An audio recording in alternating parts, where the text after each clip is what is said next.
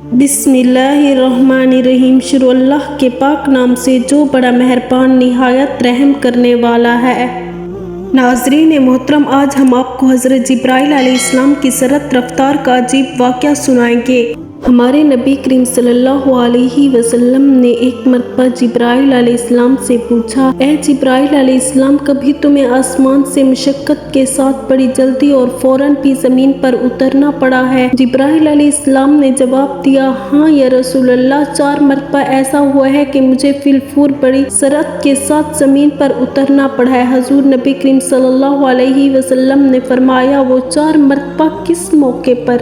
जिब्राइल अलैहिस्सलाम ने अर्ज़ किया, एक तो जब हज़रत इब्राहीम अलैहिस्सलाम को आग में डाला गया तो मैं इस वक्त अर्शे इलाही के नीचे था। मुझे हुक्म हुआ कि जिब्राइल खलील के आग में पहुंचने से पहले फ़ौरन मेरे खलील के पास पहुंचो। चुनाचा मैं बड़ी सरत के साथ फ़ौरन खलील के पास पहुंचा।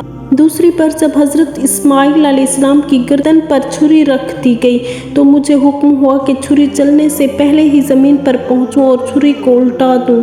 चुनाचा मैं छुरी चलने से पहले ही ज़मीन पर पहुंच गया और छुरी को चलने ना दिया। तीसरी मरतबा हज़रत यूसुफ अलैहिस्सलाम को कुएं की तह तक पहुंचने से पहले ज़मीन पर पहुंचूं और कुएं से एक पत्थर निकाल कर हज़रत यूसुफ अलैहिस्सलाम को इस पत्थर पर बाआराम बिठा दूं। चुनाचा मैंने ऐसा ही किया। और चौथी मरतबा या रसूलुल्लाह सल्लल्लाहु अलैहि वसल्लम, जबकि काफिरों ने हज़ूर सल्लल्लाहु अलैहि वसल्लम का दंदान मुबारक शहीद किया तो मुझे हुक्म इलाही हुआ कि मैं फ़ौरन ज़मीन पर पहुंचूं और हज़ूर सल्लल्लाहु अलैहि वसल्लम के दंदान मुबारक का खून ज़मीन पर ना गिरने दूं और ज़मीन पर गिरने से पहले ही वो खून मुबारक अपने हाथों में ले लूं।